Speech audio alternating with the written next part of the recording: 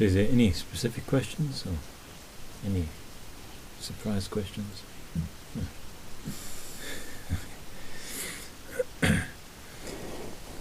So we thought to bring up this sutta called the Relay Chariots,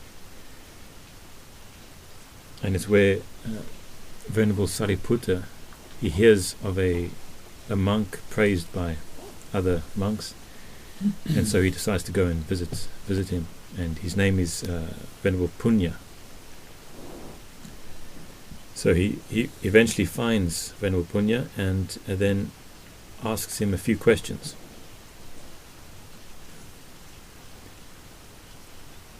He says, "My friend, is the holy life lived under the Blessed One?"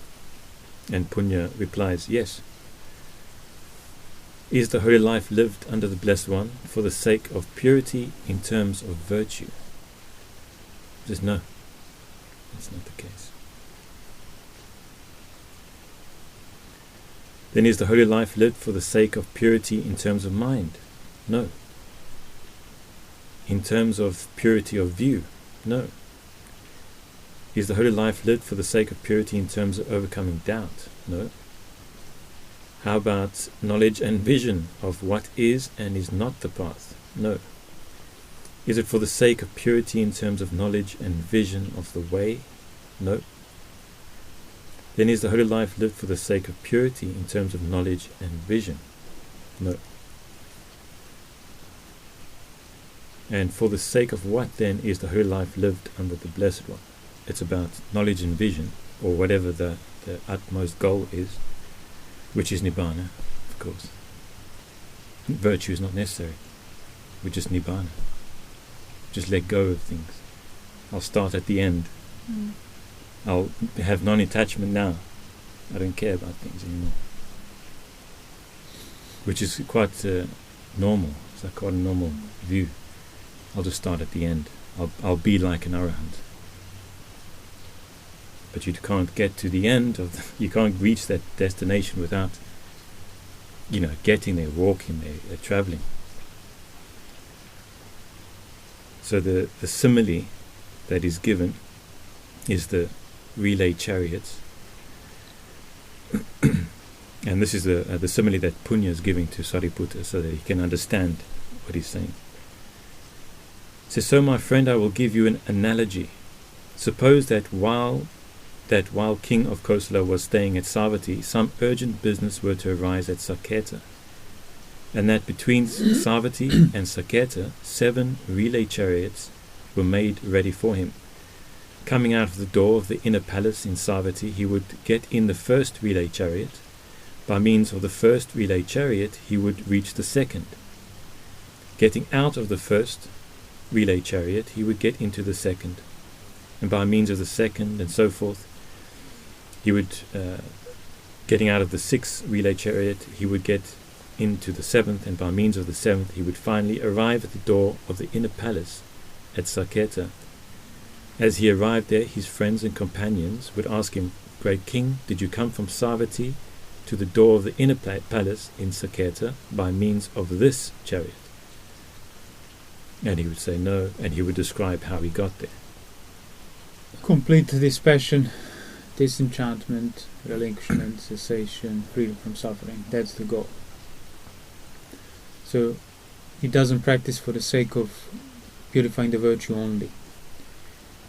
But without purifying the virtue, he won't be able to practice for the purification of mind. Which means then he won't be able to practice for the purification of views, for the purification and freedom from doubt, in other words, unless he starts with the first chariot, he won't be arriving at the goal. So none of the chariots are the goal, but without them, the goal would not simply exist. And in the same sense, then, when the king did arrive, when they asked him, "Well, did you come by the means of this chariot?" he said, "No, I came by the means of chariot after chariot after chariot after chariot, 7 times. That's how I reached this place." We say, well, he abandoned the first chariot. Yeah. So he doesn't need his virtue anymore. No, he doesn't need to purify it anymore. It says purity of virtue. So if you lack purity of virtue, you need to work on that chariot. And if you don't lack it, you can drop the work, i.e. you can drop the chariot, because virtue now is there developed. So that's why it's purification of virtue that leads to the purification of mind. You don't drop your mind either when you finish with it, but you can certainly drop investing further effort and work in purifying it, because it has been purified. Polishing a brass plate or something. Yeah, when it's clean and polished, well, stop polishing it. I mean, you can carry on if you want to, but... And that's then the question. Oh, so is that the purpose? To just polish for the sake of polishing? No, it's to move on to the next one that needs now work on. So you have to recognize there's further to go. Yeah. If you don't have the idea of where you're going. Yeah. There has to be a unifying, the king wanted to get to that other town. That's it. So everything else was arranged to support that goal.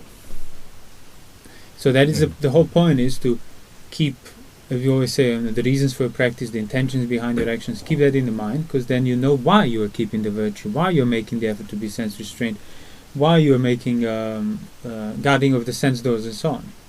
But if you ignore your goal, then it's just this can become a goal in itself, which means you won't be purifying your virtue anymore. You will be assuming it. You will be holding it on the level of, oh well, this practice is about worshipping the first chariot. It's about glorifying it. It's about riding every now and then, but never leaving it to go into the next one. I.e., never completing that work, never committing to it. So the purification of virtue is not something you just take on account of authority or tradition or teacher. It's something you have to do. And when you do it, then you won't need an external authority, tradition or a teacher to tell you about virtue or not, because you purified it. So that's why purification of virtue has to lead you to the purification of the mind. So purification of virtue that you have to do, have to purify, have to keep an eye on, have to develop. Then when the Buddha says, he becomes accomplished in virtue, whereby no unwholesome states can cause fear in him, because he knows that his virtue is accomplished. He knows he won't break the virtue. Doesn't matter what comes, what challenges, what pressures him. That means accomplished in virtue. That means virtue has been purified to the degree necessary to move on to the second chariot. That's why purification of that accomplishment of that virtue results in factual samadhi, as we said before and quoted those other suttas. Like, my virtue is unbroken, it's accomplished, no fear, nothing can perturb my mind on account of, would I do that or not? Because you know what you will not do, and you've been practicing that diligently, ardently, and now you recognize that, no, doesn't matter what comes, these things will not be done by body, speech and mind. So purification of the virtue then becomes accomplished. And that's already a form of samadhi, which is, again, exactly why it would lead to then the second step of purifying the mind. So purification of virtue, of course, sense restraint, precepts. Is there anything else, or is just keeping the precepts? Just adhere to the precepts and you're purifying your virtue. Would that be enough? What would you need to do? Abandon the assumption of Sila Paraparasthamasa. How do you do that? It's understanding why wholesome is wholesome and why unwholesome is unwholesome, in the sense of in relation to the. How do you do that? Well, I suppose this idea of. If you start with purification of virtue, yeah. So you don't start with understanding of the Dhamma and all the other things that will kind of provide you with answers. You start with purification of virtue. Can you abandon Silabhata Paramasa just by the means of virtue? No. I think that's why you have to have this final... well, actually you can. The Buddha did say Putujana can free himself from Silabhata Paramasa without a final goal. It's an assumption. So, what is then that which a Putujana can do, let alone somebody who knows the Buddha's teaching, in regard to the keeping the precepts, that will actually free him from Silabhata Paramasa, needing the tradition, needing the authority, needing the teacher? They would free him from any external kind of criteria. He would see for himself the purification of virtue and the accomplishment of it. What is the single factor That's absent in the one who doesn't see it and present in the one who sees it. Understanding the intention behind action. What's the single factor behind that? Yeah, How can you so understand the intention? Sorry? Seeing, attending correctly. Well, yeah, but Well, even that taking responsibility requires the same for fact, responsibility. Yeah, you have to take responsibility for what you're So- doing, including taking on the precept. It's not an external commandment to the slightest degree. It's not. So, if you need external authority, traditions, senior ajahns or whatever, to keep you together from breaking precepts, you're not purifying anything. You just have enough foresight to place yourself in the environment that will force you to not misbehave. But even that, it's only going to be relative. So you need to be doing it yourself and take responsibility for that. No, I'm keeping the precepts because I want to purify the virtue, because I want to purify the mind, because I want to purify the views, the doubt, the knowledge and vision of what's path, what it isn't path, the knowledge of the path, the nibbana. I want to be free from suffering once and for all. So then if Ajahn comes and says, no, you can do that, that's not against the Vinaya, that's not a criteria for you to do it. If Ajahn comes and says, oh, you mustn't do that, well, that's again not a criteria for you to not do it.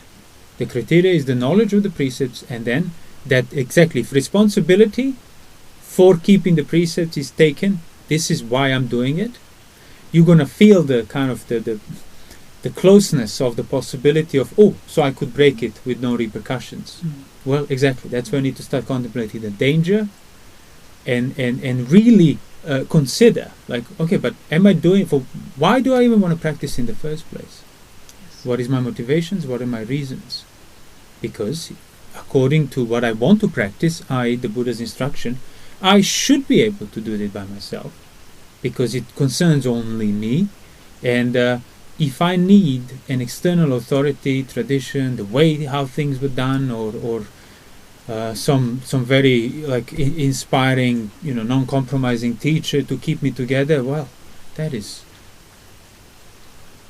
not practice. Sure, if somebody has nothing and that can make them keep the precepts, fine. That's better than not keeping the precepts at all.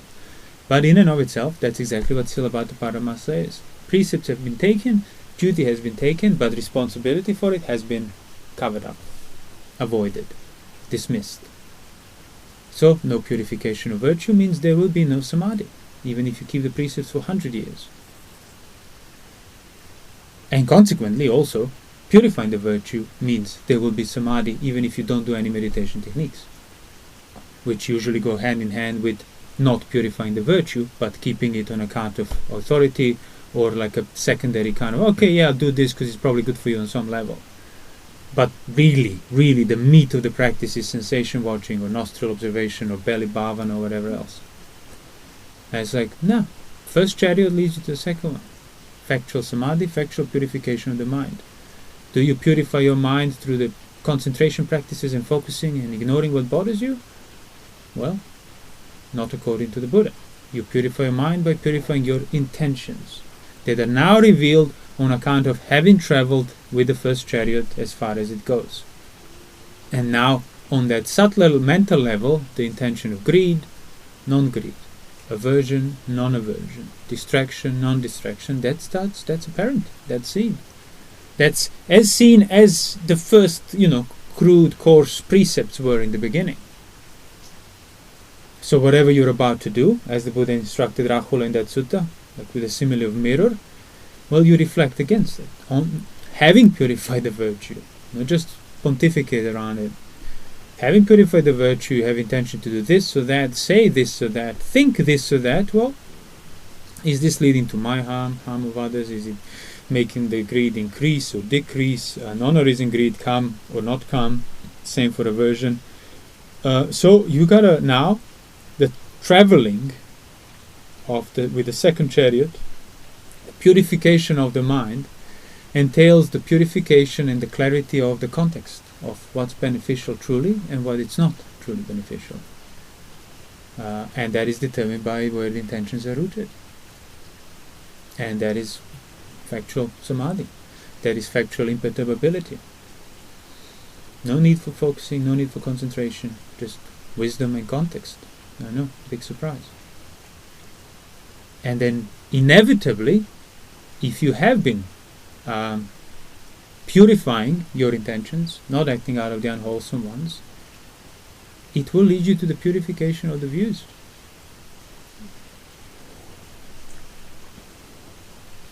So how do you purify the views then?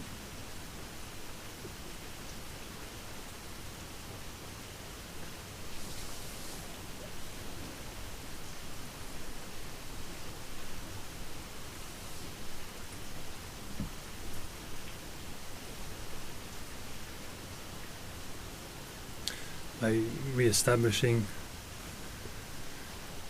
the one's understanding of what? What specifically? In other words, how do you know you're traveling by a third chariot?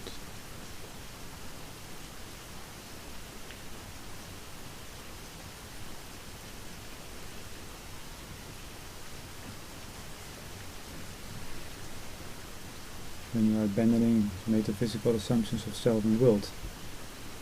Sure, but I mean, like, literally, how do you know that you're in a third chariot, if you're in a chariot?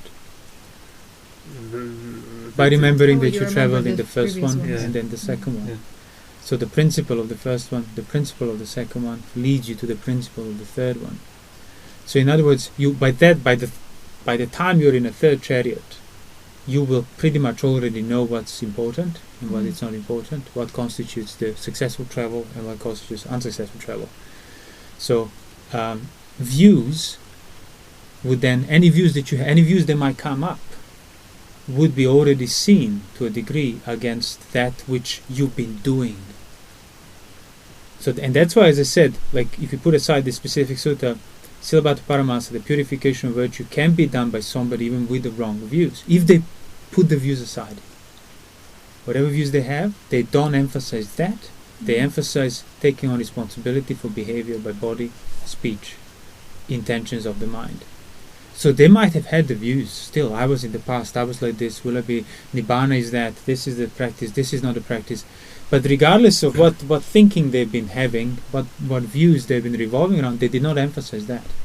They actually emphasized doing the restraint, keeping the precepts, sense restraint, guarding, and taking responsibility for it and enduring the weight of that responsibility, not just sort of misplacing it back onto the, oh yeah, no, we are in this together, that's why we do this, and so on. So you feel lighter on account of it.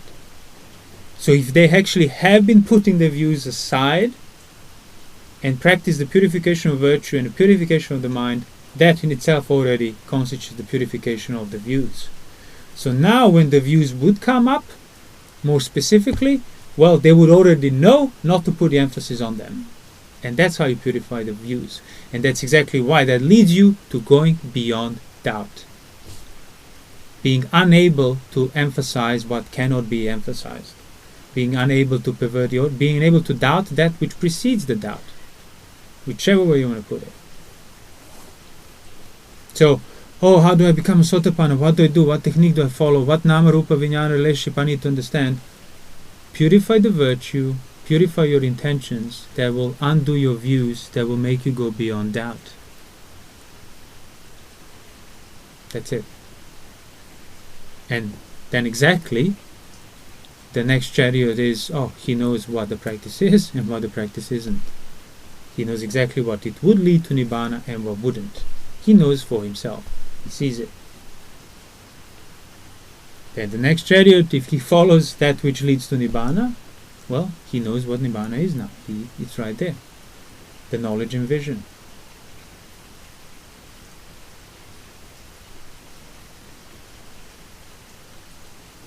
And this is important because the views come first in everyone's experience.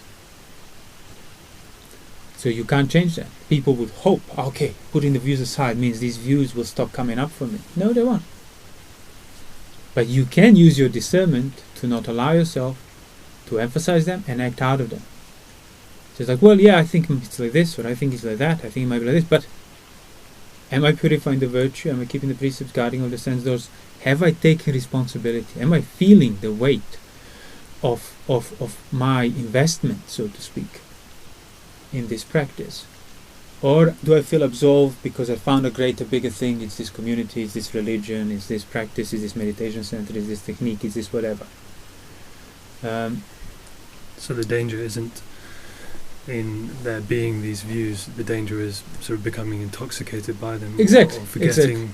Or basically, the danger is allowing yourself to shift back the emphasis onto the views and kind of, oh yes, Vinaya and precept, sure, but really drift away from the correct emphasis. Yeah, from the emphasis on that.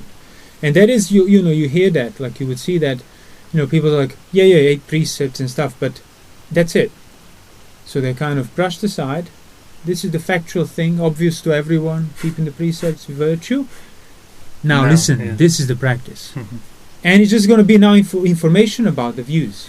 That's it. When you hear people describe the practice, it's just people describing views and opinions. As to was this, was that, which provides information, satisfying answer, or not satisfying answer, but that's it. So it's like, yeah, okay, but how do I purify this virtue then? That then leads me to the purification of the mind. How do I purify these views? I mean, I can take it or leave it, sure, but what do I do? Well, consciousness never changes, it's always there, you just need to see it, be here now. Okay, but how do I do that? Well, by seeing that consciousness is unchanging, by being here. Well, you're just saying the same thing in different words. How do I do it? What do I do? Where are these chariots that I need to travel with? Same when it comes to even if people quote the suttas. Oh yes, see, anatta, it's anatta in this, anatta in that, anatta. Okay, so how do I do it? Yeah, by seeing not self. But how do I do that? So by seeing that you can't own things. Again, you're just giving me the synonyms of the same thing. How do I do it? Because the Buddha didn't just come out of the blue and just said, listen, there's no self, you're done. The whole gradual training. Okay, so precepts. So what do I do? Just keep the precepts? Yeah. What is the next step now? Will the next step be on the level of, well, this is how you purify the precepts further?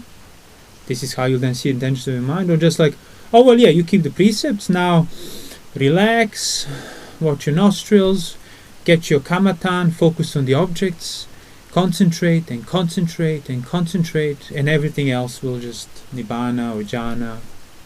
A diligent monk, does he sit watching his nostrils, feeling blissful? No, he purifies his mind on account of developing 4 foundations of mindfulness, and then he feels blissful because he's deathless, because he's free from prison, his suffering cannot touch him. I mean, even as I said when we started this, even the whole, like, he recollects his unbroken virtue for which he'd taken responsibility, and he knows now, because he's taken responsibility, that he cannot break it. He'll never know that if he hasn't taken responsibility. Because, well, I'm not breaking it here because these ajahns, will kick me out and so on. Oh, but what if my circumstance change?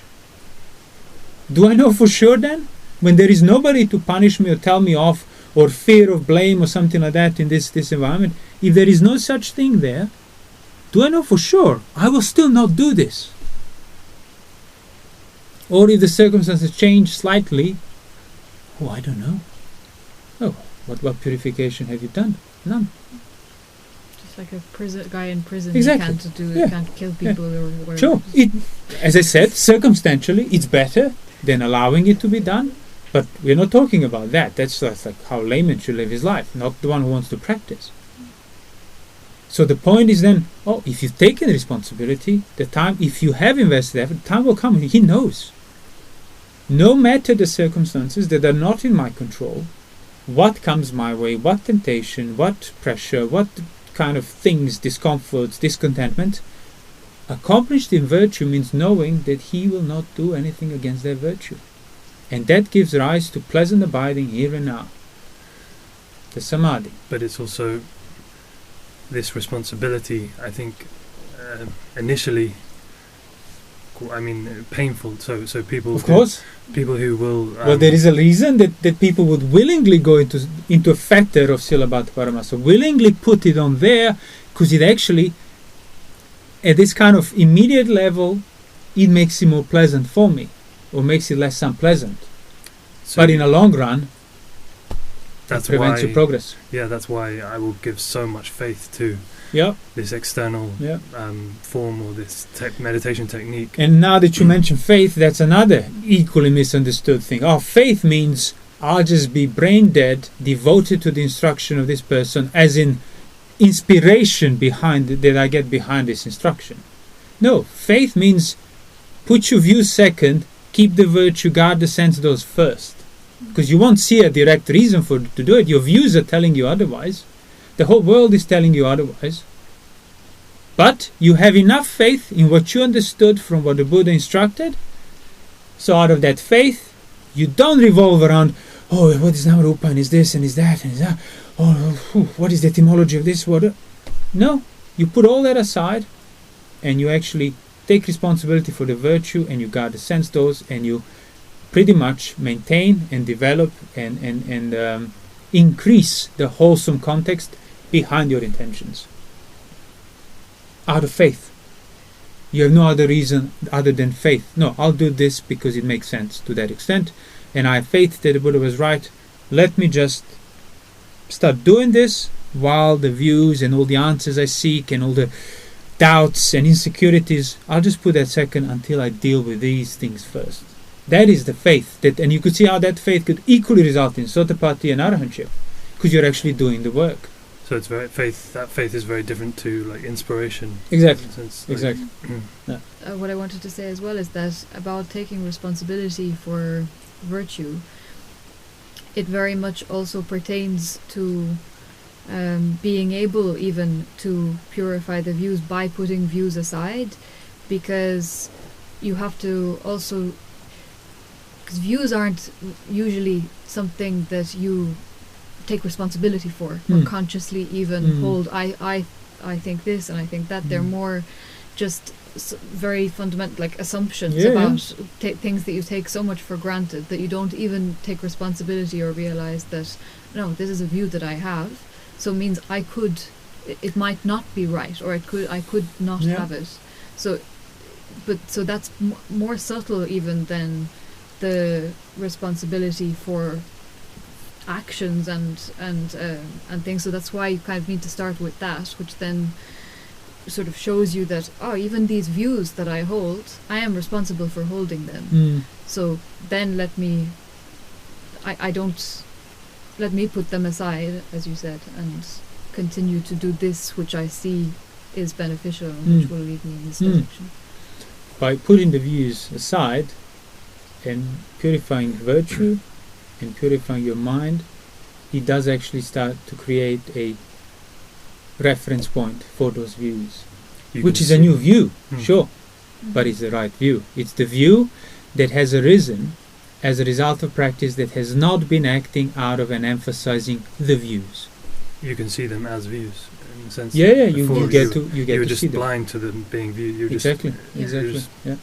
But that whole thing of like you cannot have the views, that's for sure. You can't just drop them, you can't just choose to not hold them. But what you can do is choose to not prioritize them anymore. Out of faith, purify your virtue, purify your mind, and that will then diminish these views, which gives rise to what the right view is. So in other words, you would replace your wrong views with the right view that knows what the path is and what the path isn't. It's like you can't not have faith. You have to have faith in something, whether it's drugs or escape or wherever you're finding your safety, wherever you're investing effort in maintaining your sense of safety, that is where you have your faith in. Whatever that is, whether it's sensuality, tradition, authority, family, possessions. It's inevitable. Yeah, exactly. In as much as the views are inevitable, a degree of faith and belief is inevitable. But what is not inevitable is to lose your reason in regard to it and not be aware of your situation within it. So, and that will lead to faith, whereby that faith becomes wisdom. Yeah, faith basically informed faith, not faith on account of emotional experience and feeling that I have when I listen to this or read that. No, it's like, wait, what is factually good for me? Well, to find a doctor who gives me an instruction, recipe. So, how will I know that's correct? How will I know that will cure me? Well, by initially taking it on faith and beginning the application of it, adhering to a diet, protecting of the wound, not increasing the infection, and so on, out of faith. And then as your health improves on account of it, you won't have that faith anymore because you saw for yourself that it cured you. But the faith that doesn't lead to the end of faith is intoxicating. Yeah, it's a wrong view. Yeah, it's like it's basically a faith for which you haven't taken responsibility so for. I will continue to believe it because it makes me feel better. It makes me feel makes me feel absolved from responsibility. And it's incredibly dangerous because of that sort of intoxication. You willingly forsake your reason and discernment. You don't realize, okay, it's because it's pleasurable. And that happens to people, especially like when it comes to following the instructions of others in religion, on account of being self-intoxicated by your own faith and avoiding responsibility. You neglected the obvious things that were wrong right in front of you. You ignored, you turned a blind eye. And then later on, sure, when things went too far, then it's like, oh, wow, yeah, I don't know how that happened. It's like this charismatic leader, he looks like or she looks like they've got it sorted, so I'll just, I'll just submit and not think for myself. Yeah. And even if that charismatic leader is the Buddha himself, you haven't won't get you anywhere. Yeah. And when people did just follow him because he was so charismatic and inspiring, he dismissed them and told them off, told them to get lost, to stop following him because they're not practicing what he's saying. And then those people that didn't follow him but actually fulfill the teaching, like in the suttas when a person becomes an arahant, they free their mind. It's always portrayed with the description of the teacher has been worshipped. Yeah. So they truly that's the only way to pay respects to the Buddha, is to fulfill his teachings. So I paid my respects. Now I don't owe anything to anyone, including the Buddha himself. But yeah, that's much, more insecure, more full of doubt, requiring more of diligence, discomfort, endurance, than just, no, this is the greatest teaching, I'm a believer, I'm saved. Say, what you mentioned now, you have doubt coming up, and you have these views coming up. So, in light of this discussion and this sutta, how do you deal with that? How do you deal with the doubt and the mind and the insecurity and the anxiety and everything else? Views around that and lack of answers. What do you do in terms of what we just described? Well, yeah, like in terms of what you just described, if you have been taking on the virtue and taking responsibility for it, for example. You're doing the virtue, Yeah. You're keeping it, you're practicing your sense restraint, you're secluded, you're moderating your eating, becoming aware of your intentions more, obviously, and now you're just racked with doubt and pain and discomfort on a mental level. What do you do then? See the doubt as doubt. How do you do that? So doubt will be... But wouldn't that be just another view that I have to do on account of the view? Potentially, but if you're enduring it on the right level. Aha! So that's what you do first. Yeah. You endure it on the right level. What does that mean? It means not turning... We're back onto the second chariot. What does that mean in terms of the second chariot? Enduring on the right level, what does that mean in terms of purification of the mind? Well, purification of the mind. So, greed, aversion, delusion, non-greed, non-aversion, non-delusion. What does that mean in those terms? Enduring it on the right level. Not acting out of it. Of what? Of the doubt, of the unpleasant, the displeasure of the... So not acting out of greed or aversion or distraction in regard to discomfort of the doubt. And you will be able to see that and not act out of it if you have been keeping the virtue and practicing sense restraint. Yeah, otherwise... So that's what you do, basically. You don't engage with it on the level of the views, because obviously doubt will just feed more doubt if you act out of it. Which is not sila, which is not the first chariot. Exactly, it's not along those principles. So, of course, you get... But then, wait, but what do you do? I do what I have been doing. Where is this intention rooted in this particular instance of this doubt or this anxiety? I want to get rid of it. That's why that other sutta says, how does the monk free himself from hindrances? So from mind kind of obsessed with sensuality. or ill will or doubt. Not by doing this or that, but by seeing through with yoniso manasikara. So that which hinders you in terms of the sensual desire, you see through it and recognize that, there's a beautiful object and pleasure in regard to it that I'm acting out of. Or in this case, I must get rid of it. So there is this beautiful object that besets me and aversion towards it that I'm acting out of it. So by seeing through with that proper attention, he reestablishes the context. And that's what the Buddha was describing as well. Like we mentioned a number of times lately that the two types of thought that he decided to. I'll think wholesome, not unwholesome.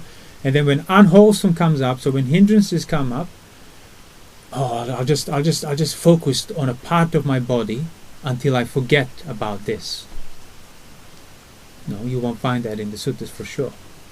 What he did say he was doing was, so when there is the thought of sensuality or cruelty or ill will, and you could even say if doubt or anxiety, it's like that was there, but he did not attend to it wrongly at the face value with the attitude, I must get rid of this, I must act out of this aversion towards this.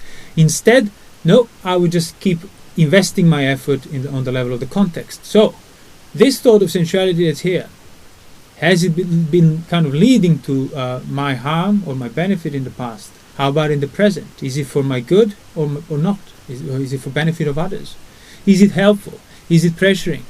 Is it increasing of the weakness or the strength? Is it increasing of dispassion or passion? Just by pondering on those things, in face of the sensual desire will subside. Because that is really what it is. That is the real context of the sensuality. Ill will, cruelty, doubt. Yes, sure, it would be important to know this, but I'm obviously now emotionally gripped by doubt, and I want to get rid of the pain of it, which means any answers I'm seeking on account of doubting mind will be secondary. All I'm doing is fueling the aversion towards pain, and that's a hindrance in itself. So what do? Well, I attend to it rightly, or I see through it, pretty much. So there is this doubt that at the face value is trying to make me act. I don't act, I endure it, and I see what's through it. Aversion to pain is the goal of this seemingly seeking for an answer that my mind is trying to overwhelm me with. Whenever I was averse and acting out of pain, how did that result? Did that bring pain to increase or decrease? Did that overcome doubt once and for all or not? Did it lead to my harm of others? Did it lead to composure or distract? Look, doubt is gone, because I undone the attitude that was underlying, hidden behind this doubt that I was trying to get rid of. But asking those questions that you've asked would be impossible if you're acting out of it, if you're being absorbed in the content. Somebody might hear this now, and they have experience of doubt, and then they say, I mustn't act out of doubt, I must do what this Ajahn said, and they start asking these questions rooted in trying to get rid of doubt. Well, they will not be able to see through that and abandon that unless they have already been purifying their mind on account of taking responsibility and purifying their virtue. That's why it doesn't work. That's why it stays on the level of abstraction and views, even if it isn't so. But those people who have taken responsibility for the virtue, purify their virtue, accomplish themselves in it, purify the intentions behind their actions, purify their mind, develop samadhi on account of it, they will catch this pretty much soon, if not immediately. I shouldn't be getting rid of the doubt, but now I'm telling myself that I shouldn't be getting rid of doubt in order to get rid of the doubt. Thus, I will not act out of that intention. So, I'll let doubt be there, and I'll keep seeing through it. And by seeing through it, the mind becomes unhindered from that which hinders you. But it hinders you not because of itself, in and of itself, it hinders you because you had no perspective in regard to it. I was going to say that it relates very much to faith as well, the right type of faith. Because, for example, when there is doubt, or even any of the hindrances actually, in order to not act out of that doubt, because like your whole mind and everything that you've been doing for years and years, and your only way of finding some solution to it, or finding this will give me confidence, this will give me faith, this will give me more what I need in order to keep going, that I need to find the answer to this, or I need to seek a reassurance or something. And you need to not do that. Like you need to, at some point, not seek safety in the things that you've been used to seeking safety in. Why? And there's no... Why? Because it doesn't lead to safety. Exactly, Because because it it's leads rooted to- in already being unsafe. And it actually only what you are, you know, the more you're asking for something to give you faith, the more you are actually diminishing your possibility of having any faith, because Yeah. that's the point. Like the it's more not- of like the more in a direction of non-responsibility you're Mhm. traveling, yeah, you're avoiding feeding, it and avoiding it and yeah, avoiding you're it. like cultivating doubt, not cultivating Exactly, faith. exactly. Yeah. But that's very, and that's why faith is absolutely necessary, because there is nothing else, no external, no, you know, nobody else or nothing else can, you know, do it for you. There's no confirmation except your own. You have Well, to I think do it like pretty that. much would come down to that, wouldn't it? Even this, like, you know, like when we talk about enduring things, Mhm. even people, like many people, well, yeah, obviously people understand that, but a number of people would not even understand that. Mhm. Because you read the suttas and it's like, well, no, it's about, you know, dealing and doing stuff. It's like, well, yeah, but how you go about it matters. When you say you need to endure things without acting out of it, basically, yeah, you need a degree of faith to not act out immediately. Just to that extent. Yeah. And then you see, okay, this is what I do. I don't replace Subha with thoughts of ugly and ugly and ugly and concentrate and nostrils. No, I see through it. I see that this is just a beautiful object inducive of lust for which I am responsible. When you re-establish the context, the beautiful object remains standing there in the world, as the Buddha said, but there is no... Exactly. But if you haven't had that initial faith to endure and not act out of this duty and this is what I must do and address, which is all rooted in aversion towards that which making you feel uncomfortable, so without that faith, you just won't be able to restrain. You won't be able to not act. And then even if you're doing the enduring, you're doing it. So if you have faith, though, and not act out and stay in that seemingly overwhelming position of, but I'm not dealing with this, but it needs to be dealt with, I need to endure it, out of faith, well, then the path can become apparent. That's why it's said even in the suttas, I think so in Aguttara, that like a noble disciple, so one with the right view, maybe even Sakadagami, has not become an anagami yet, because he lacks faith I remember. to a degree. Obviously, he doesn't lack faith in the Buddha and the teaching. So, but where does he... Well, he lacks faith just to that kind of initial degree to not act out of sensual thoughts or thoughts of ill will. To that extent, he's not freeing himself from sensual thoughts and thoughts of ill because he acts out of them. Even if not necessarily acting towards sensuality. He acts out of it. He distracts himself, he dismisses it, he contemplates a subha to get rid of the pain behind the pressure of sensuality, not to just see the nature of sensuality. That's why I keep saying, like, it's actually better if you practice a subha or loving kindness before your mind is gripped with lust or ill will, not in response to it. And when I say practice before, I don't mean as a mindless technique and motion you go through. I mean, no, invoke the image of beautiful that would otherwise induce lust and start seeing that within that, start seeing the ugly, the perilous, the dangerous, the hidden trap and the bait. So the context needs to be developed sufficiently enough so that it doesn't move when these thoughts are present. And the context moves when you act out of it. And you act out of it when you don't have enough faith to endure the thoughts that are present without acting out of it. So, to that extent, a noble disciple, if he lacks the faith that would enable him to not immediately resolve the sensual desire or get rid of the ill will thoughts, he won't be free from those things because he's perpetuating them through his ignorant action. So it should be obvious to anybody listening to this or our talks when we talk about endurance, it's not on the same level as bearing of the elements. You know, like the other suttas, they said it's translated as endurance, but it's not the same word I'm talking about. Like also, endurance means I just bear things mindlessly, like that sutta says. Well, you bear heat, cold, thirst, words of others mindlessly, sure. When we talk about endurance, you realize, it's a completely different level. It's the endurance that pertains to abandoning all of the taints in that sutta. First, not acting out, having faith, and the gradual training. So the whole point of that would then be like, okay, the problem is in me being affected. But if I act out of directly towards these things that affect me, I'm perpetuating the fact that I'm being affected. So faith as a factor then, it's not just existing in somebody before he becomes a sotapanna and then faith is a spiritual power, as the Buddha called it, which means later on you use the same faith to not act out of things immediately, to not get rid of them immediately, so that you can endure them, because already now you have confidence that enduring them on this level will lead to seeing through them.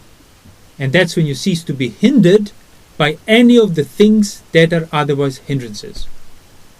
That does not mean that those things cease to arise, just means you're incapable of not seeing through them when they arise. Seeing them as hindrances. Well, no, they're not hindrances anymore. Oh, yeah. That's the point. Seeing them as what used to hinder you when you attended to it wrongly. That's what it says. If he does not attend rightly to the sign of the beautiful, sensual hindrance. If he attends rightly to the sign of the beautiful, no sensuality hindrance. And same goes for all the other hindrances. So enduring things rightly would then result in purification of the views that will make you go beyond doubt. And that's done on account of the second chariot, as you said, not acting out of intentions rooted in aversion, sensuality, ill will, greed, all sorts of kind of layers of the same three principles. Distraction as well. Like distraction is also, like, quite often ends up being justified means of dealing with things. I'll focus on sensations, so I'm distracted from the pressing image that bothers me and emotionally disturbs me. I'll go in a state of, neither here nor there, half asleep, because that's peaceful. Not thinking about what I'm subjected to is peaceful. And people then conflate the successful meditation practice with successful degree of ignoring the problem. This endurance that we're talking about, I think, is also integral to mindfulness in the sense that, like mindfulness of the body, mindfulness of feeling, these are discerned as a relationship to what is presently enduring. In terms of if you don't if you think of mindfulness of the body in terms of observation, turning that into an object, like my body is an object, or that is not seeing the relationship between whatever is occupying whatever is in front of me, being determined by my beating heart, or how do I feel? How do I feel while I'm seeing this? Yeah. How do I feel while I'm hearing these talking words? to you, How do I feel while I'm bearing heat and cold? Am I enduring the feeling on account of bearing the elements? And it's the relationship between the feeling and the bearing. You won't find the feeling in your senses where you're observing things. So unless you need to look at that background, peripheral, in regard to what's there in front of you, there is no mindfulness for you. In regards to not being, when you said not being able to act in certain ways, does that mean basically understanding wholesome as wholesome, or harmful as harmful, and beneficial as beneficial? Because why would one be unable to act? Because you haven't been acting long enough, and you took responsibility for avoiding that act.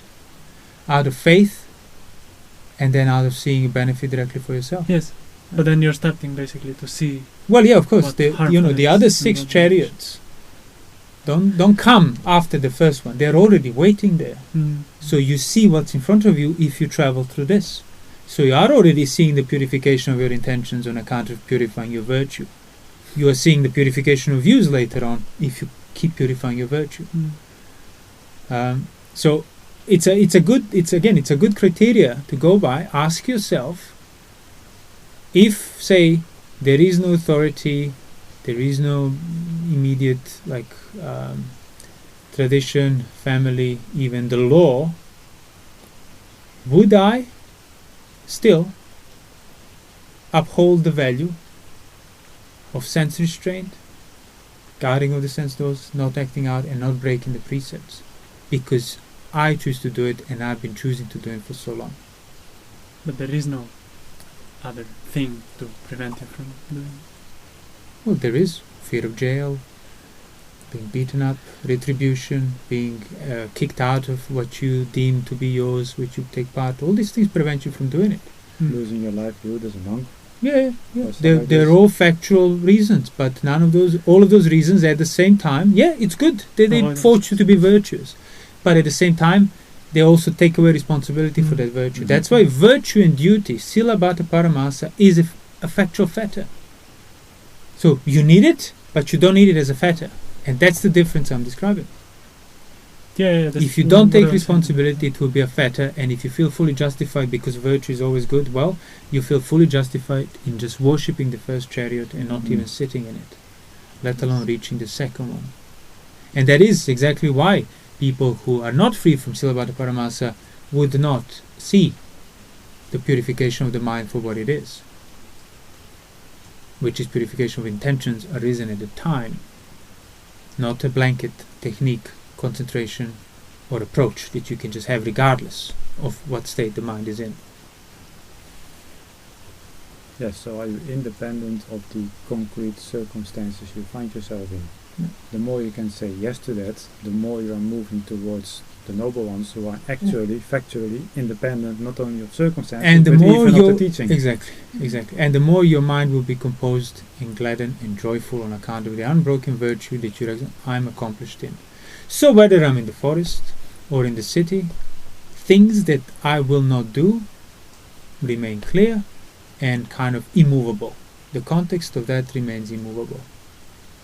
And that is something you trained for. It's not something that is, as again, people would kind of naively hope, you take on through a tradition, through an authority, do some sort of technique or practice or whatever, have a special experience, and now you become unable to break a virtue. No, you become unable to break a virtue if you have cultivated non-breaking of it responsibly for sufficient period of time. And then you start recognizing the factual samadhi that comes, the factual safety that comes as a result of it. Not, oh, I was virtuous, so devas will protect me. Well, they might, but that's not something you see for yourself, nor can you see for yourself. What you can see for yourself as a factual protection is mind unmoved. Mind cannot act and resist out of aversion as much as it cannot turn against itself, as I was saying before.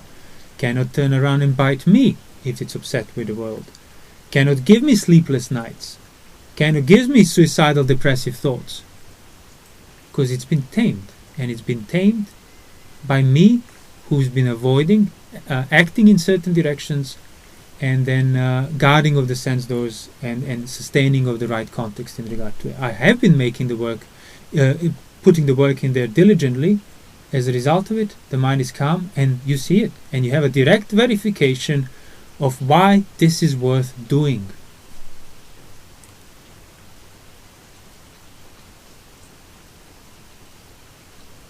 So, not acting out, because that's always comes down to that, the problem of it. Pressure to act out, and then acting out. Yeah, no, what I meant is that, like, you can't escape responsibility, basically. You can not act in certain ways because you don't want to go to jail or don't want to be kicked out or anything, but you don't see anything more immediate can make any difference. It's you can always choose in regard to whatever you choose. It's you who chooses. Theoretically, yes. If you speak about theory from the point of view of the third chariot, yes, but that's not seen. One thing is to say that, another thing is, are you saying that on account of being already accomplished in a virtue, when it will be factually true? Now it's not factually true. It's theoretically true, and it's good to strive for that, but it's not an answer, and it's not an explanation. Well, it is an explanation, but it's not an answer. So, yes, you will be in the third chariot if you travel with the first two, and you cannot not be in the third chariot, sure, but are you? So that's my point. You are always doing it, it's always on you, but that's not seen, and that's not how it's practically lived. Okay, now I gotta do this, regardless of the environment, and the tradition, and the requirements, and the expectations. And then if you do it like that, then you will then see the benefit for yourself there and then. Wholesome is wholesome, unwholesome is unwholesome, regardless of the environment, regardless of the tradition.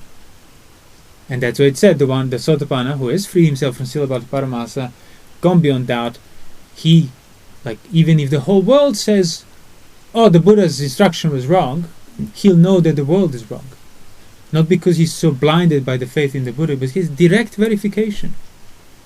Amidst suffering, amidst brink basically of existence, depression, overwhelming pain, he cannot suffer because of the purification he developed and the way he sees things now. Not because of he got rid of all of this and nothing ever comes to bother him. So the confidence cannot be shaken because, I mean, this is it. Like, when amidst of the life-threatening pain and fear and anxiety, the mind does not turn against you or itself, you don't suffer. There is nothing greater that can verify your success in terms of practice. So suffering and freedom from it, that's all the Buddha teaches, and that's all it needs to teach, and that's all you need to know, really. Because that's what it all boils down to.